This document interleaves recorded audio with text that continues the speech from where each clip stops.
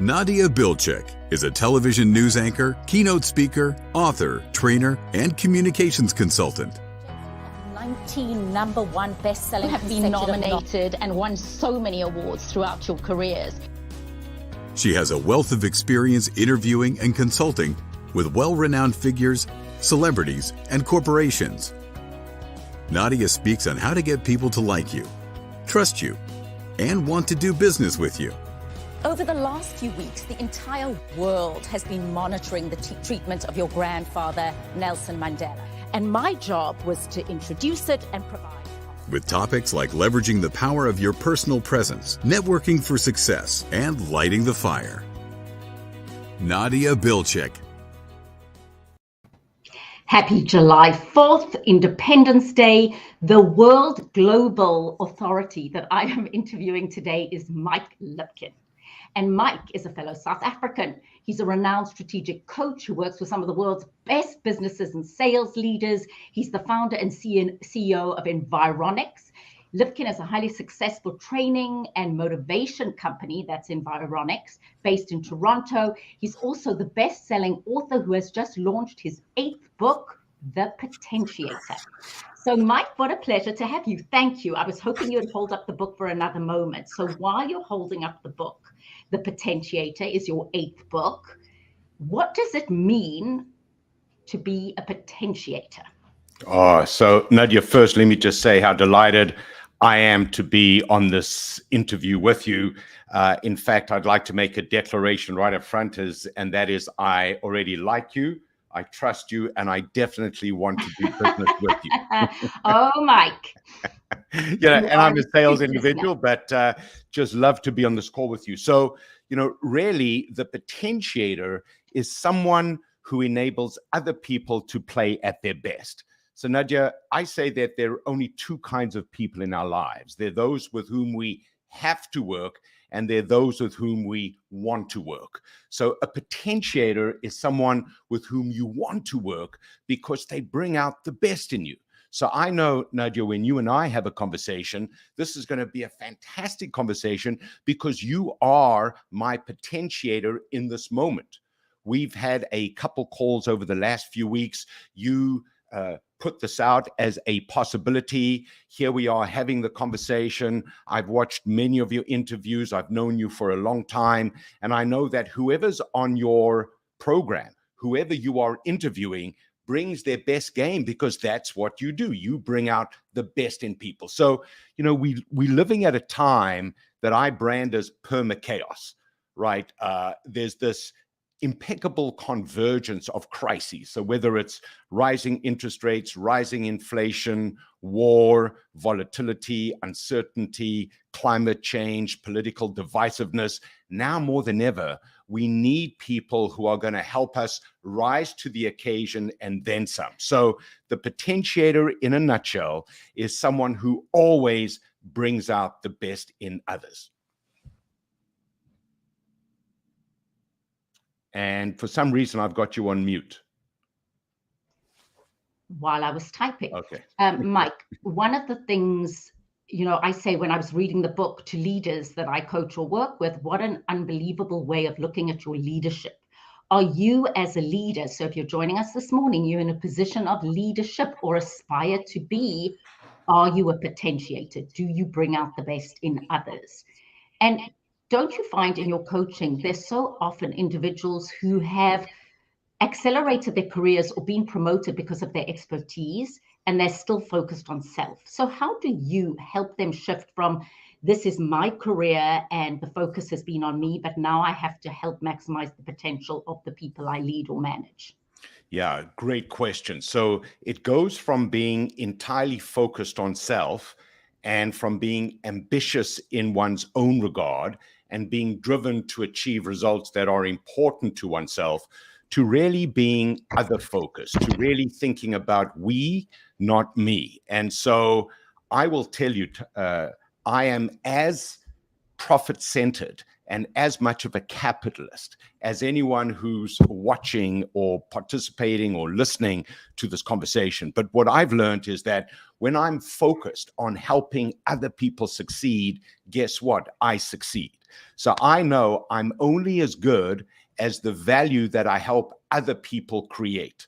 So great leaders right now are rising above the everyday hurly-burly of their lives, and they're looking at what's going on around them, at least from the bridge.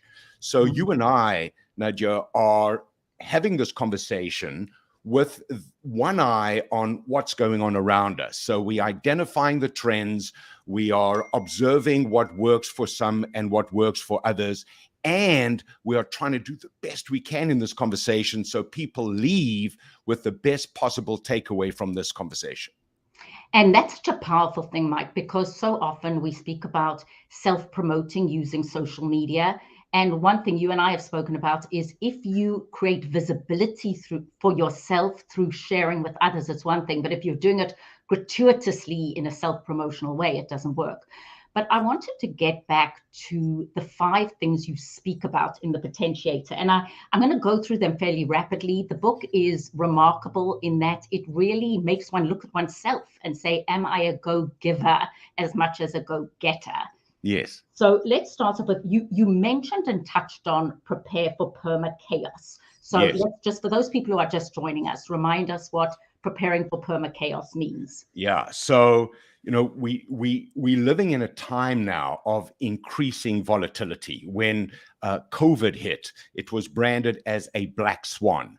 So, Nadia, a black swan is a very unusual event. You know, we know white swans, but when you see a black swan, that is a remarkable moment. Well, now there are flocks of black swans. And so every day, it seems, something unexpected arises that challenges us to the max. So you think about war in the Ukraine, and every time we read about it, our sense of morality is really challenged and even affronted. We think about what's coming down the pike from an economic standpoint. We think about the pace of technological evolution. We think about what's going on in our own lives. We think about how we need to master a growth mindset, and we think about the unexpected that happens multiple times a day. And the good or the bad news is that it's not going to become more stable. It's not going to become more predictable anytime soon.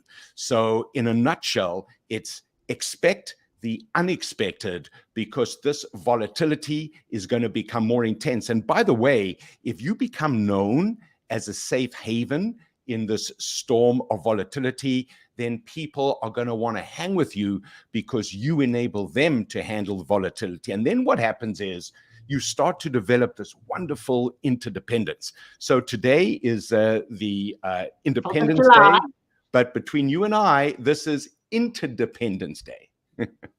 So it's interesting. So a couple of things. You're saying be comfortable with being uncomfortable, yes, and become a go-to person in those moments. Yes. So Mike, how?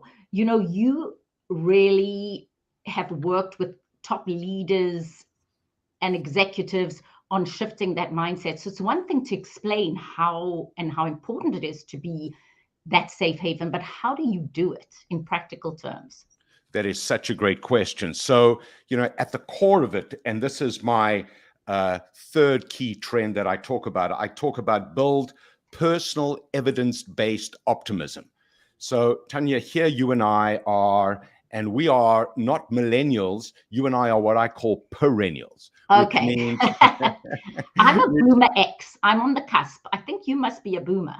Well, yeah. But we're perennials because we are evergreens. My point about a perennial is that a perennial keeps on renewing themselves and growing afresh each season. So why do I say that to you in response to your question? Because even when I'm confronted with a challenge or a problem or a conundrum that's brand new that I've never had to confront before, I know I will find a way or make a way, not because I'm so smart, but because of 2 things, Tanya. Number 1 is I believe. Like I really believe that the solution will be presented to me. Number 2, I hang with some amazing people like yourself. And so if you hang with amazing people, you will find a solution. And by the way, anytime a solution is created for the first time, it's going to be imperfect. It's going to be 1.0. And the other point is that you and I will find a solution. I don't believe that the solution will be immediate, but I will have the patience to see it through. So A, I believe. 2, I surround myself with great people. And number 3, just as problems arise, opportunities arise simultaneously that help you deal with the problems. Oh, and let me just say a very important point here, Tanya, and that is this.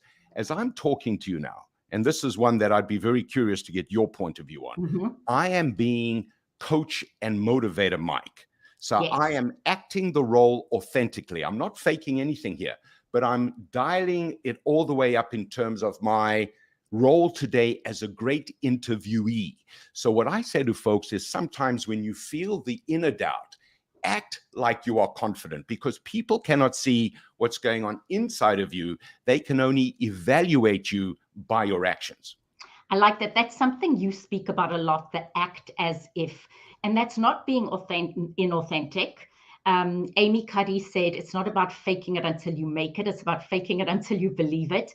But I like that. I think your point around people don't know what's going on inside of you. They see what you present. And without, again, we have to say, we have to be sincere. We have to be authentic. But it's understanding that nobody views you with the microscopic lens they view themselves. They're too busy starring in their own movie. And so often we're so over self-conscious, right? So be self-aware, not self-conscious. But that ties into your, so 2 and 3. So 2 of your points was form alliances with champion partners. And I think you mentioned that in Build Personal Evidence-Based Optimism. So then well, in fact, Tanya, they are 2 separate trends. So the first is prepare for perma-chaos.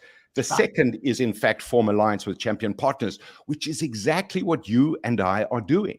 Right. So we are networking with each other, and we are on the outer skirts of each other's network. So you and I, we are talking now for the second time, but the first time we spoke was the first time in the longest time. Yes, because I interviewed you in South Africa. I interviewed you, Mike, because Mike was the #1 motivational speaker in South Africa. And I had a show on the weekend, and I remember interviewing you and going, wow, I mean, you were the Tony Robbins of South Africa.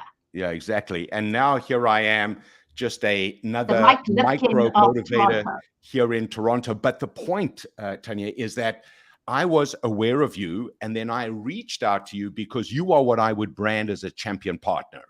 And you and I are part of each other's network, but we are not in the inner circle of each other's network. Now, that said, because you run in very separate circles to me, you are going to be exposed to opportunities I'm not exposed to, and vice versa. I'm talking to so many people right now who tell me they're too busy to network. They're too busy to reach out. They're too busy to try and set up a team or a Zoom's call. And what I want to say to folks is networking with champion partners is the most important activity you can perform if you want to thrive in the new abnormal. Normal doesn't live here anymore, and she's never coming back. So forming alliances with champion partners means you keep on multiplying your effectiveness. But there's a key caveat here, Nadia, and that is if I'm forming alliances with a champion like you, I need to bring a gift to this partnership. So I want to bring you the best interview I can. And at the same time, you and I will create marvelous opportunities together in terms of me bringing you into my conversations, as opposed to today, you bringing me into your conversation. Mike, I think you bring up a very good point, is that people go into interactions often going, well, what's in it for me alone? And it's really the basis of all good relationship building is how can we assist each other? And I learned early on when I arrived from South Africa to America that if I went in with a what can I do for you, the what the other person could do for me came automatically. Exactly. And we forget that what you give to another person can come in the form of listening, putting you on their platform. There's so many ways. It's not only transactional and a contact. So, by the way, if anyone is just joining us now, I'm Nadia Belchik, and I am talking to global speaker, author, coach, CEO, and founder of Environics, Mike Lipkin. Mike was a legend in South Africa. He is now a legend in Toronto and North America. And I'm delighted to reconnect and talk to him on this 4th of July, Independence Day, which he is calling Interdependence Day. So, Mike, then the other one was do the right thing on purpose. So let's discuss that. Yes. No. So this is one of my favorites. And I just want to read you this phrase, because what I say is that talent follows vision. Trust comes from executing on one's vision. So doing the right thing has never been more important. The how you do something is as important as what you do. And so you and I today are having a conversation because it's the right thing to do in terms of sharing our knowledge or empowering our viewers and our listeners. But importantly, Nadia, we're doing it on purpose. So you are being the best interviewer you can be. I'm being the best interviewee I can be. And together with you, I'm endeavoring to create a watching and a listening experience that uplifts people on this day. Because here's the thing. We're only as good as the time that we earn from others. So if I want to earn great people's time, then I need to give them a very high return on that time over and over again. And so someone once said to me, if you tell the truth, you never have to remember what you said. Right. And if you do the right thing, you're always going to be radiating conviction, and you're going to be bringing this incredible consistency to everything that you do. Okay, and wait, so, the Mikeism. I just have to get to that Mikeisms or the Lipkinisms. You're only as good as the time you earn from others. Exactly. So how does that translate when you're coaching, teaching, speaking? Yeah. So you and I now are giving each other time, and we are going to give each other a very high return on time. So already, Tanya, you've given me.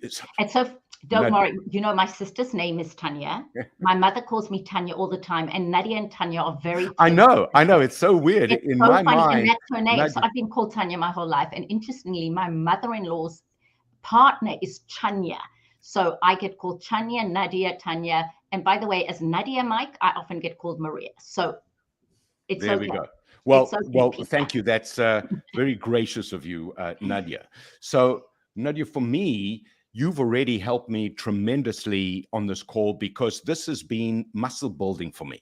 This is me endeavoring to be the best subject I can be, and at the same time, just listening to you, just observing you, just learning how to conduct a preeminent interview means you've given me a return on time, and hopefully it's mutual. And by the way, the most powerful currency you can build is the currency of reciprocity. So, I love that. The currency. Now, by the way, when I go on mute, it's to type in. Like now you're on mute. The currency of reciprocity is excellent. And then we have to go to show joy and compassion. Right, exactly. So, you know, in these times when we're all operating under such stress and such pressure, where at any given moment, at any given day, you read about, you know, the dark and the unsettling things that are happening in every corner of our society, we want to be with people who bring the joy and the compassion.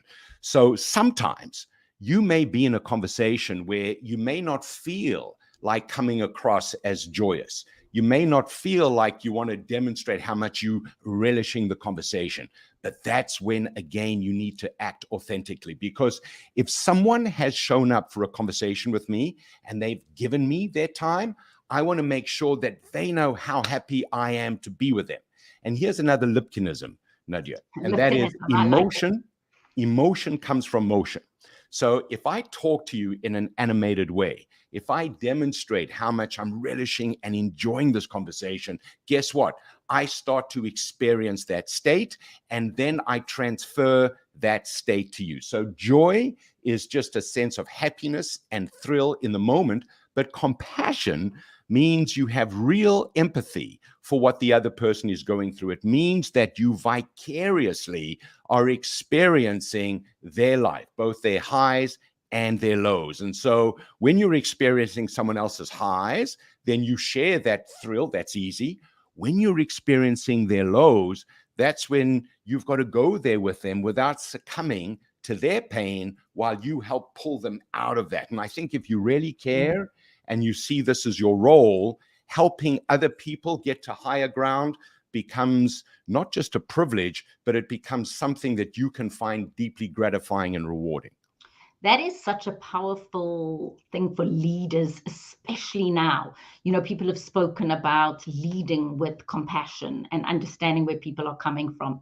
So, Mike, when one meets you, you do exude this very powerful energy. In the disc profile, you're fast-paced and outspoken, as am I. But I know, reading your history, that life has not always been as it is now for you.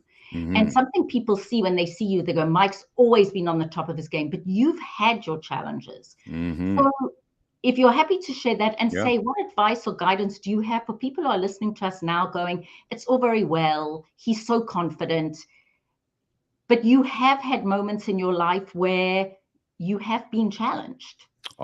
Absolutely. In fact, I write about it in the Potentiator, Nadia, where I talk about the fact that from 1989 through 1991, I suffered clinical depression to the point where I needed shock therapy to get my sanity back. And then over the years, I've certainly been confronted with the black dog of depression on a frequent basis. So as I talk to you, I practice what I call standing guard at the door of my mind. I practice motivating and inspiring others, because by motivating and inspiring others, I help myself be motivated and inspired. And so you're looking at an individual. Say that again, because these are remarkable things. You say you stand guard at the? I stand guard at the door of my mind. So I'm very vigilant in terms of how I respond to negative insights or negative situations. So for example, just before this call, there was a conversation I had with someone who's going through a very challenging time. And so I responded to that individual. But then knowing that I was coming on this call, I psyched myself up at least 20 minutes before the call, so I could put a buffer between the last meeting and this meeting. And so just know this: when someone comes across as perennially or always up, they are fighting a battle that you know nothing about.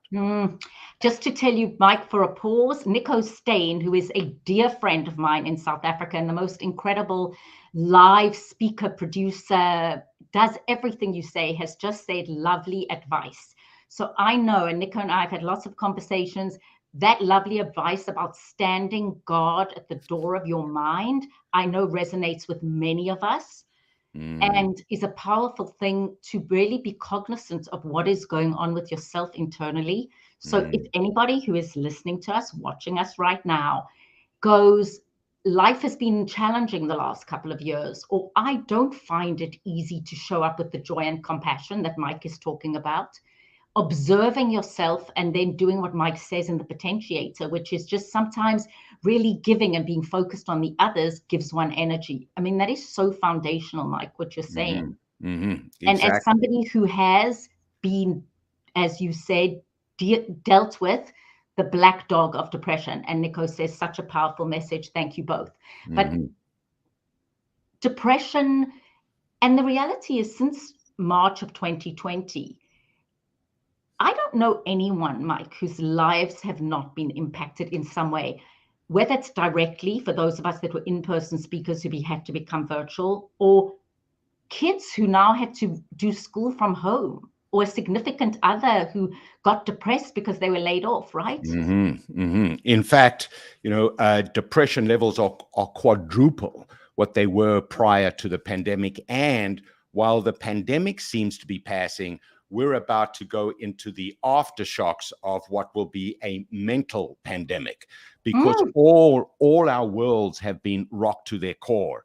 I don't know about you, Nadia, but when the pandemic hit, as someone who spent his life on a stage in front of in-person people, it took me 6 months to adapt to this new virtual world. And even then, I struggled because it's really challenging to sustain a level of motivation talking into a webcam with maybe just a handful of thumbnails staring back at you, most of whom don't really look that engaged in what you say.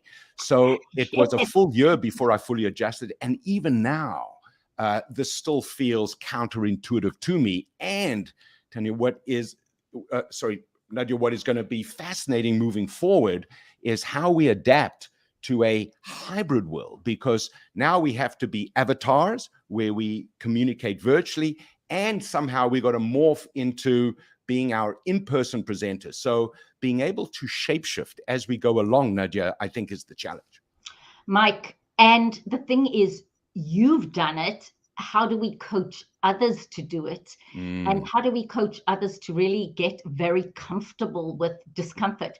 But something you were saying, and I'd love to discuss, is, they say perfection is the enemy of good, or perfection is the enemy of getting things done. This StreamYard that we're doing right now is not the most perfect in terms of audio or visual. Nico, I wish I was in your studio, but we're doing it. Yes. And is that something you talk to people about? Just some people are so paralyzed by perfection. Exactly. Well, look, imperfect might be the new perfect. And Yes. right. And, do it imperfectly today rather than wait for a perfect time that may never happen. And today's perfect is going to be tomorrow's garden variety execution. And so getting it done. So one of my favorite phrases is do your learning, but also learn by doing. So the way to get ready to do something is to do it before you're ready. So what I love about this conversation, Nadia, is that we had the conversation last week. Yes. I shared with you that, we're going to be talking through these 5 trends. We're going to be talking about the lessons from the book. You've done your homework. I've done mine. But you and I are not reading from a teleprompter here. We're relying on each other's generosity and improvisation and professionalism to make this conversation the best it can be. And we willingly stepped into this level of what I call managed uncertainty. Yes, because I certainly didn't send Mike the questions beforehand. But exactly. Also that's something you are very comfortable with, I'm very comfortable with. I will tell you that some guests that I've interviewed do want to know more precisely what we're going to speak about, because we all have different personality styles and different ways of approaching things. But just that sense of, I don't know about you, but during this last 2 years, I've done broadcasts where the webinar or the slides have not worked perfectly. What I've learned to do is just talk people through it, be authentic, but be relaxed and accept the imperfection. Exactly. But, that in itself takes a certain confidence. Well, it does. And this is where, if you're the potentiator, Nadia, then you would have checked with the guest. And if it's a guest that wants the questions in advance, and I would say to you that probably 80% of the people that I might interview or who are going to be part of a panel definitely want the questions in advance, then you would provide them in advance. But I purposefully didn't want the questions in advance because I want this to be, as you want this to be, a spontaneous conversation where we're demonstrating our ability to improvise in the moment. And so this is about being willing to put yourself out there and not to be concerned about how is this going to make me look. Now, don't get me wrong. Yes. I want to come across as someone who's the kind of person you would want to introduce to your team or the kind of resource that you think has got value for your organization. But I'm willing to risk what that takes. I don't want to try and control the uncontrollables. So I think in terms of being willing to roll with things as they occur, this is the new skill. This is an agility and a nimbleness, Nadia, that says, I'm willing to fumble and stumble my way forward. So here's another one of my favorite quotes. Success is a result of taking missteps in the right direction. Ah, I love that. Success is taking missteps in the right direction. Now, Mike, I know you coach executives, teams, you do team building, you talk to people. Environics is well established in Toronto. We know these foundational principles of connecting and not being over self-critical all work in terms of success. What do you think stops people? As people are listening, watching us, what do you think's going through their minds saying, that's all very well, but what are the obstacles to being a potentiator? So the number one obstacle, I'll sum it up in a single word: survival, because the human brain is programmed to enable us to survive. And what does survive means? Self-preservation, self-protection, self-constraint, withdrawing into what I call the carapace of protection. So we need to consciously override what our natural reactive tendency might be, and we need to move into a proactive or a creative competency zone. And so as I'm talking to you, there's a part of me that is cognizant that my credibility is at stake here, and I need to think and perform real time. On the other hand, I'm just going with the flow. I'm just trusting that whatever I say is the right thing to say, and it'll land the way it's supposed to land. So here's the challenge for you as a leader. It is to be willing to risk not looking good in order to do well and do good. So let me just say that again. It's the willingness to risk not looking good so you can do well or do good. And by the way, there are going to be moments where you are going to fall flat on your face. And frankly, in those moments, it's not the falling on your face that matters. It's how you get up from that. So just a couple minutes ago, you might have knocked your speaker down or something fell, but you just rolled with it. There we go. Your water, right? That's what great interviews do. They make sure that they are hydrated. And you just rolled with it. And that just makes you more real. It just makes you more authentic. And as a leader, if people see you willing to be like that, then they are going to be willing to be like that. So let me give you one example. There's a client of mine. His name is Ken Allen. He used to be the global CEO of DHL Express. Now you start the Potentiator with his story, right? Exactly, yes, exactly.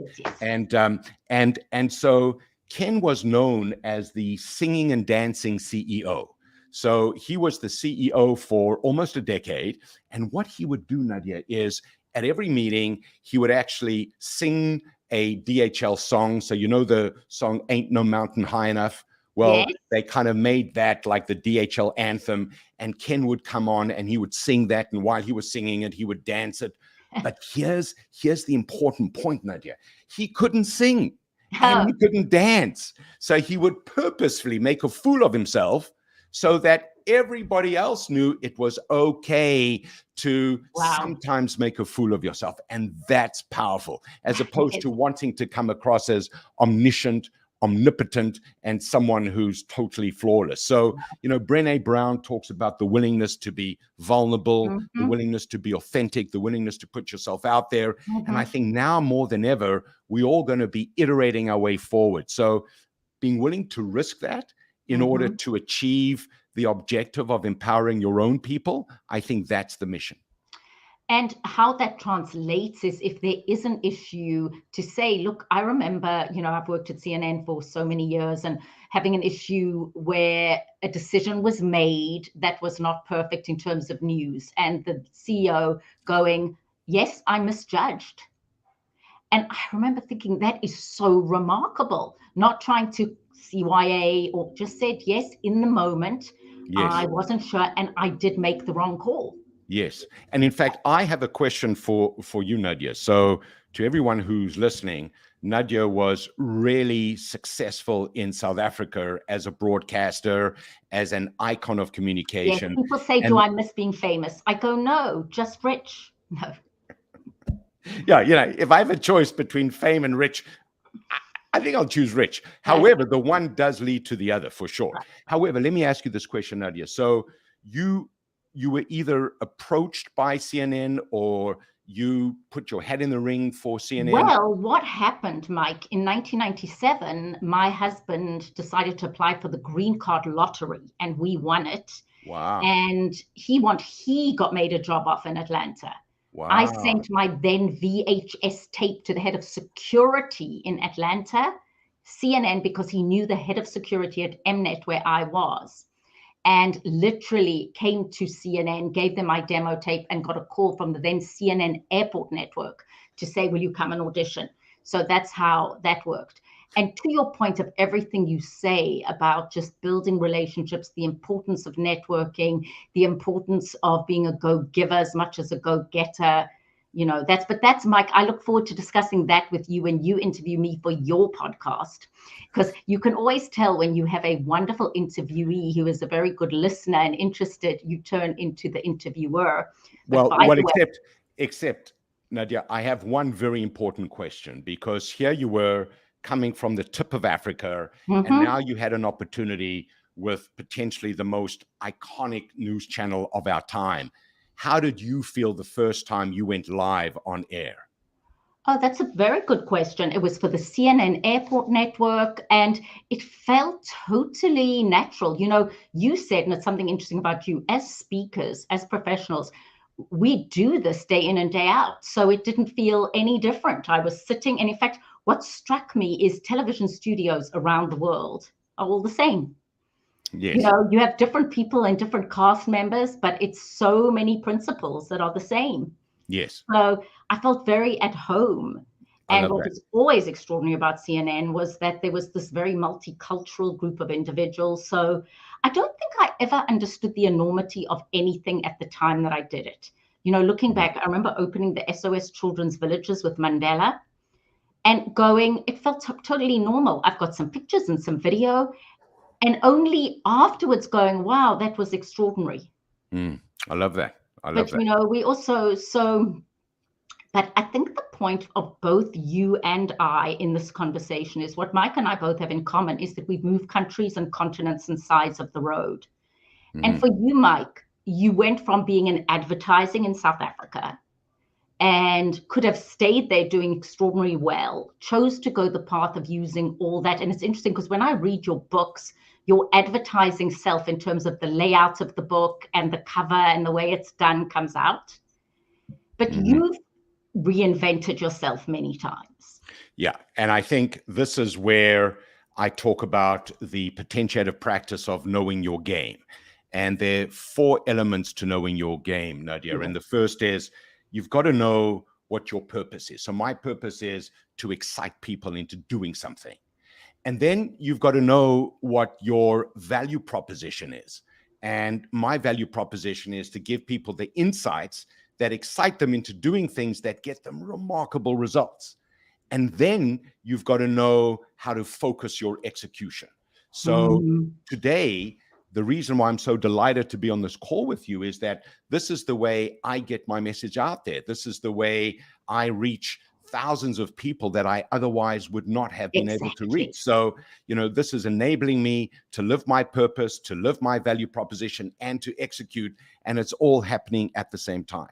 So look, all of that is to say that Mike Lipkin is a brand. Nadia Speaks is a brand. And so I am treating myself as a brand, just like Tesla or just like Apple or just like Starbucks treats themselves as a brand. So there's Mike Lipkin, the person, and then there's Mike Lipkin, the brand that is being built every day. And the thing is, your brand has been able to reinvent itself and go from advertising to motivational coach. And part of you is saying, yes, I have certain things that I will always do that are my Mike Lipkinisms. I have certain foundational principles that I share, whether I'm talking about networking or whether I'm talking about presence or presentation skills. You've got a philosophy.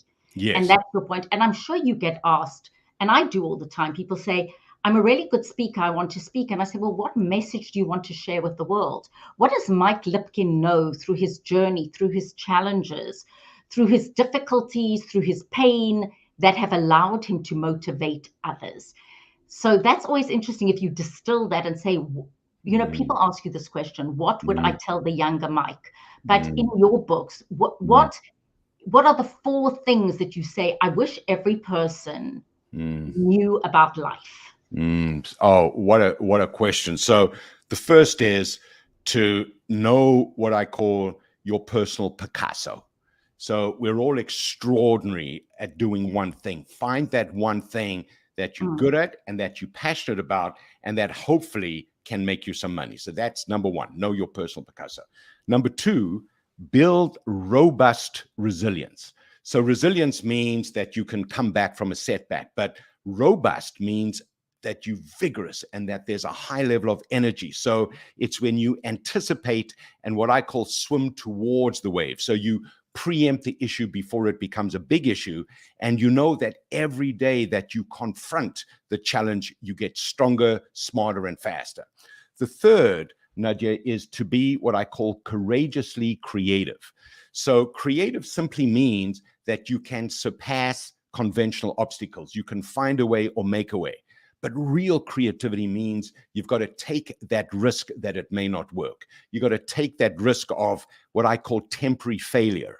But failure really, the word fail really stands for first action in learning. So really trusting oneself to find a way or make a way, I think is the third point.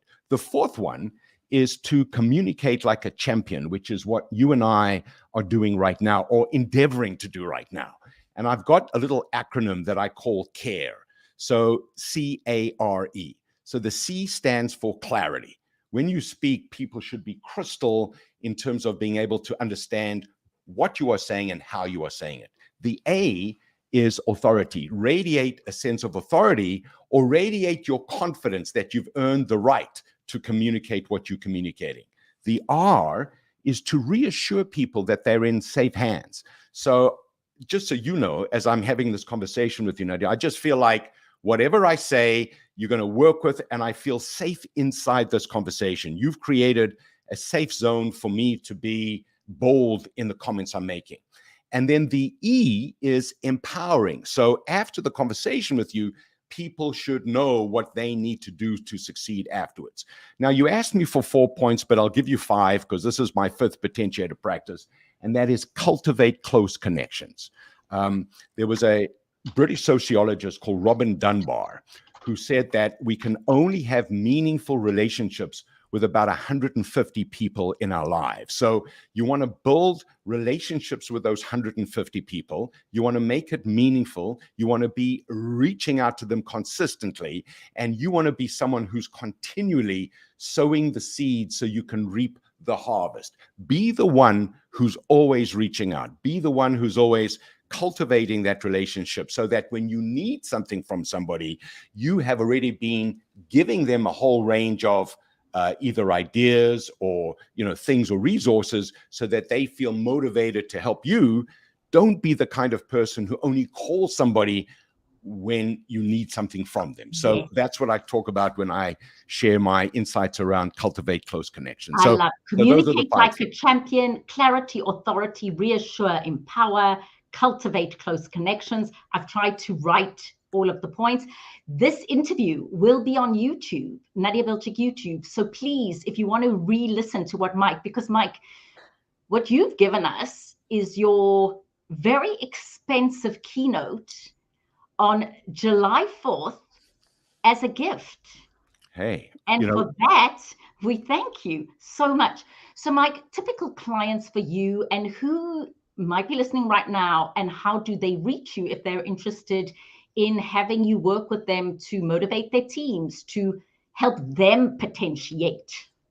So thank you for teeing up the close, Nadia. So typical clients for me could range from a Fortune 500 company all the way to a micro entrepreneurial company. So I work with individuals who might be generating $1 million to $10 million worth of income versus an IBM or a Pfizer or a DHL or a FedEx for that matter. And so it is anybody who wants to sharpen the saw of leadership, who wants to maximize contribution to their stakeholders, and most importantly, anyone who understands, and I want to give you a quote from Jackie Robinson where he says, nothing has any impact except the impact that you deliver to others. So I want to help people who want to help people. Simple as that. I want to help people who want to help people. That is awesome. So Mike, in honor of you and Independence Day and various other things, I thought I would just show you a quick clip of my recent visit to Robben Island. Good morning, ladies and gentlemen. Visiting Robben Island in Cape Town, South Africa was extraordinary. Robben Island is the place that Nelson Mandela was incarcerated for 18 years. He was incarcerated for 27 years in total, and 18 of those years was on Robben Island. And our tour guide is remarkable. Why do you think everybody who visits South Africa should visit Robben Island? I would say that why people, I would say they must visit Robben Island is because Robben Island tells a lot of story about the history. Seeing this island where you can see Cape Town and seeing the quarry where Mandela and other political prisoners were forced to do manual labor. And I met Mandela several times and got to interview him, and his eyes often watered. And he spoke about how the manual labor in the very bright limestone quarry and having to chip away at the blocks had caused major eye issues in his life.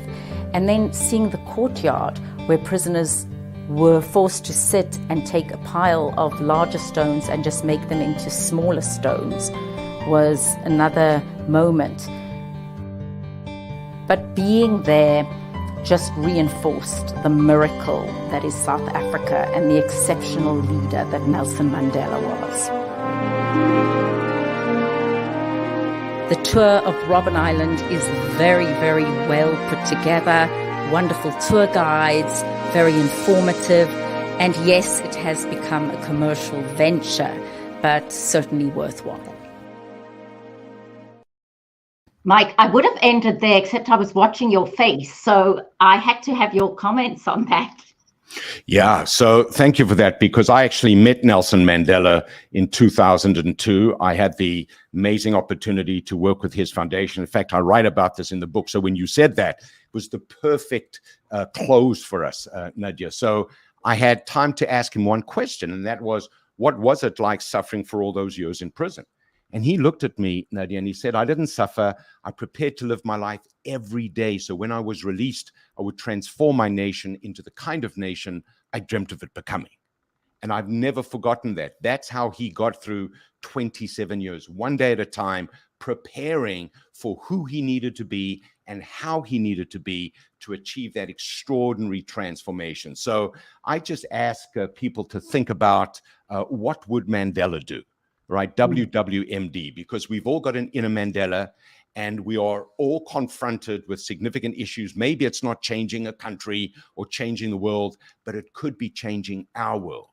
And I'll give you the final quote, and this is a well-known quote, but every time I say it, it means even more to me. And that is, to the world, you may just be one person, but to one person, you may just be the world. So act like that. Mike Lipkin, what a pleasure to speak to you on this July 4th.